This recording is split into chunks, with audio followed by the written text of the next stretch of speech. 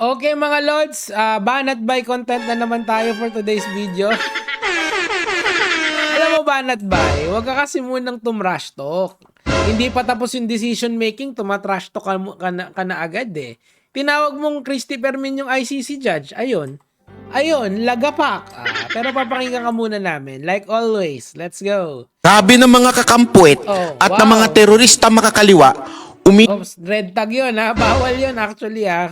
Or yung red tagging na yun eh. Siyempre, ano yan? Banat ba yan eh?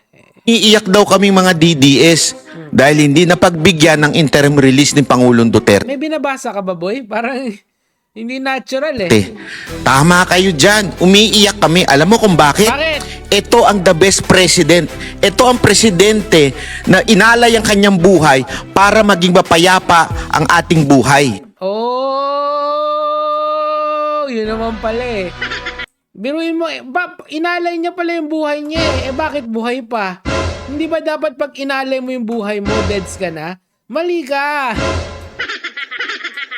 Buhay pa eh. Buhay pa si Rodrigo Duterte. Now, ito ang masakit dito kasi, mga Lods. Talaga naman nag-iiyakan yung mga DDS supporter. Papakita ko sa inyo. Right is in this country.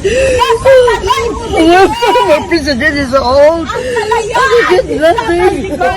Nagtataka ako, bakit ka naiiyak? Unang-una, gumawa siya ng kalokohan eh. Madami siyang pinatay eh. Umamin siya eh. Umamin siya na marami siyang pinatay. Hindi naman, yung society natin is based on laws. Not on the whims of an old man. At saka, hindi ba dapat matuwa kayo? Kasi malapit siya sa inyo kaysa sa amin. 'Di ba? Ano lang, building lang yung pagitan. Hindi ba dapat mapa-hep-hep hooray ka doon? Palakpakan. Tuloy na natin. Dito na kay Banat Bay muna. Ito ang presidenteng nagtanggal ng mga adik at ng mga tulak sa karsada. Adik. Yung mga adik hindi naman kriminal yun eh. Unless may mahuli ka ng at saka yung mga nagtutulak, ano din yun. Yun doon kailangan muna kasi ng due process eh. Pero kunyari addict ka, yung may sakit gumagamit ka ng pinagbabawal na gamot tapos naging addict ka, naging user ka. Hindi ka criminal. You have a medical condition called addiction. Hindi ka dapat pinapatay, dapat kang pinapagaling, di ba? Ay, nako. Yan kasi yung problema dito sa mga DDS na to eh. Nakultado na yung utak nila. Na lahat, parang pagka gumagamit ka ng pinagbabawal na gamot, hindi ka pwede magbago. Diba? Na-generalize masyado pagka nagamit ka ng bawal na gamot. Which is nakakalungkot. Kasi hindi naman dapat ganun yun eh. Laging may second chance. Kung papatayin mo ang isang tao, wala na siyang second chance, di ba? Tuloy. At dahil dyan, naging peaceful ang ating bansa. Totoo ba yun? Parang hindi naman yata. Parang yung mga heinous crime na dagdagan, yung mga petty crime nabawasan. Pero yung heinous crime, nandun pa rin. 'Di ba? Tapos ano pa nangyari? Na-monopolize lang yung drugs noon, nung panahon na yon. Sila lang yung kumikita. Pero meron pa rin. Again, the problem of the drug problem is not really a enforcement issue. It's a health issue. 'Di ba? Kasi addiction yung 'di ba sa supply and demand, yung supply mo yung drugs, 'di ba? Pero yung demand mo yung nagde-demand doon yung mga addict na tao. So how do you solve the problem? Una, i-address mo yung demand muna kung paano mo sila papagalingin. Kasi the less people na naa-addict sa ganun, the less na nagkakaproblema sa ganyan, 'di ba? Pero wala eh. Ganun talaga eh. Ano na eh, nadala na ng propaganda ng Duterte family at Duterte politics itong mga tao na to. Wala na yan, lost cause na yan mga lords. Kaya ang sinasabi ko lang sa inyo, especially to the young voters, please abide by the rule of law. Yun talaga yun. Huwag kayong magpadala dun sa mga berdugo na ganyan. Kasi nga hindi na nagwo-work sa ngayon yan. Kasi if ganyan, kahit sino pwede lang patayin. Which is yun yung nangyari. 'Di ba? Tuloy natin. Pero kayo, nagdidiwang kayo ngayon. Nagdidiwang kami kasi may kriminal na nakulong. Kriminal naman talaga yun eh. Umamin siya eh. Diba gusto mo, panoorin uli natin. No? Panoorin natin. Ako, naka-ready yung mga ano ko dyan. Naka-ready yung mga bala ko kay Duterte ngayong araw na to. Okay mga Lods, welcome. Oh, shoutouts kay Attorney Claire. Ay, talaga naman ayan Tagal ako pumapatay ng tao hanggang ngayon hindi pa sila nakapile ng kaso. Oh, ayan. Oh, siya yung umamin na pumapatay siya ng tao. Na walang piskal yan tao na yan na dapat sumusunod siya sa due process. Ganun talaga. Tuloy. Dahil talamak na naman ng droga sa kalsada. At dahil dyan, Asan ng stats? Oh, kumikita pero sige. kayo dahil alam namin tulak kayo ng droga sa Pilipinas. Adik ka pala eh! Adik ka pala eh! Ganun no? Ayan yung talking points kasi nila. Pag against ka kay Duterte, adik ka talaga. Hindi dahil nire-respeto mo yung buhay ng tao Hindi dahil merong pang ibang way para isolve ang drug problem dito sa Pilipinas nang hindi pumapatay ng tao Hindi yon. Pagka against ka kay Duterte, adik at tulak ka. Yun naman pala eh! Yay! Di ba kasi yan yung talking points ng mga DDS Ganun talaga, tuloy. Yan ba gusto ninyo? Hindi yun. Ang gusto ng mga tao is kaayusan dito sa Pilipinas. Alam mo, sa Amsterdam, di ba sa first world country yun, wala naman silang drug problem doon Lahat ng droga pwede doon. Di ba? Kasi nire-rehabilitate nila at nire-regulate nila yung drugs ng maayos. Ganon din dapat yung gawin natin. The people who are addicted to drugs are not criminals. They are sick with addiction, 'di ba? Personality type 'yun yung pagiging addict or kung neuroscience yung usapan natin, yung brain chemistry ng isang taong madaling ma-addict is iba doon sa regular na tao.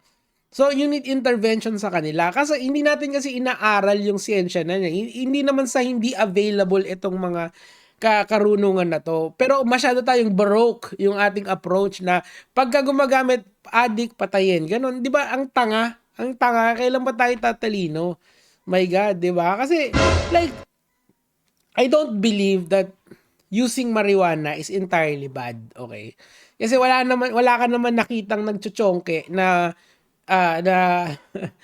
na nanggugulpe. Ano lang yun, downers kasi yun. So, hindi niya gagawin yun. Diba? So, ibig sabihin, if you regulate that kind, like sa Thailand, okay lang. Walang problema. Pero, there are other drugs that will fuck with your mind. Like yung mga LSD pala, sorry. And yun nga, yung methamphetamine. Diba? Ang point ko rito, we're not really trying to solve the drug problem properly. 'Di ba? Si Ronald Reagan, may drug war siya similar with the Duterte. Ano nangyari? Wala. Hindi rin naman na-solve. Why? Kasi pag ang ginawa mo is you armed up your enforcement, the drug problem will yung mga nagbebenta, ang gagawin lang nila, they will arm themselves more.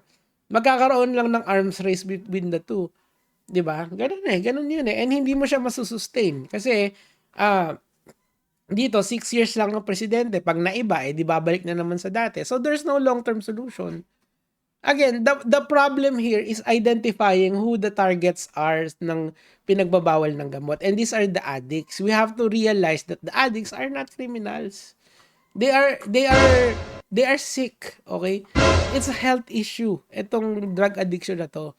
Kaso ginawa ng talking points na nitong mga idiot na to without even looking at the real data on the matter. Ay nako, nakaka-frustrate lang kasi try to ask any doctor kung ang sagot ba nila sa addiction is to kill the addict. Kasi if that is the case, then lahat ng rehabilitation gawin na lang natin execution chamber. Ganun na lang kasi it's just stupid. Anyway, tuloy natin. Maging narco state ulit tayo? Narco state. Well, di ba? Ano na yan overgeneralization na yan of what's happening Di naman. Wala namang, alam mo kung if ikaw ay hindi bumibili ng drugs or meron kang kaibigan na alam mong nagda-drugs, just by telling them to get help means a lot. Ganun lang, ganun mo siya tignan. Paano pa ngayon yung susunod na Pangulo nagganahan kung ganito ang mangyayari sa presidenteng makikipaglaban sa mga krimen? Siya naman yung umamin idol.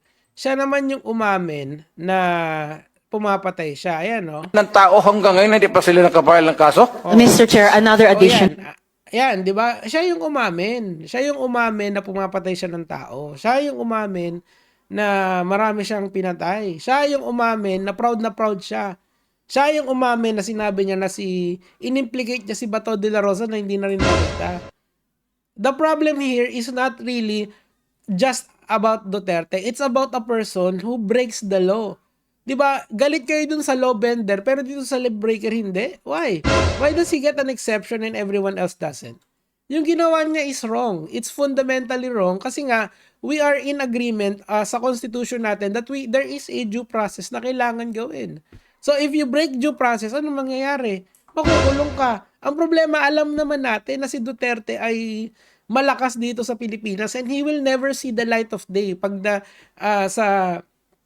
sa kulungan. This is the best way to handle this type of person. He is an abusive etong tao na to is abusado sa kapangyarihan. And that rightfully so, yan yung deserve niya. All the people na pinatay niya, this is already justice. And then you're telling me that this guy is a hero? No, of course not. Alam niyo yung sinabi ni Joker sa ano yun? Nakalimutan ko yung sinabi ni Alfred sa Dark Knight, dinedescribe niya si Joker. Yung you give a man, I forgot ko, sayang, maganda pa naman yung quote na yun pero ang idea ng quote na yun is that they gave yung ano kasi, kukwento ko na lang yung idea yung plot kasi it's so similar to this. Nung 2016 kasi, we are really desperate for someone to come and save us. So, ang nangyari, nakita yun ng algorithm ng Facebook, di ba nga yung metadata natin, finarm yun at binigay binenta yun sa Cambridge Analytica. And then here comes Duterte na the perfect storm dun sa mga kailangan natin. Strongman and yung kanyang brashness. Kasi we've never seen a politician like him before. But ganun din pagdating ng araw, ganun pa rin may sarili siyang cronies, may sarili siyang oligarchs, may country siyang kinikilingan, corrupt din, and yung bonus doon, pumapatay siya. Masses yung pinapatay niya.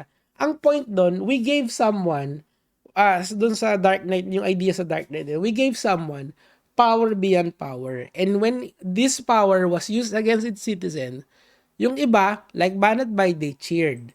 Pero when you look at it in the fundamental level, the victims are only people who are just powerless sa kanya. Was the drug problem solved after sa kanya? Di ba hindi naman? Umaalis siya sa poder nang hindi naman na-solve yung problem. 'Di ba? Ganun din.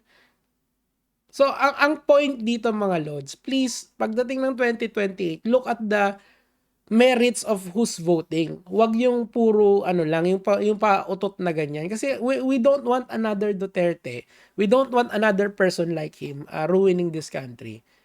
Good riddance. Yun lang naman po yung sa akin for today, mga lods.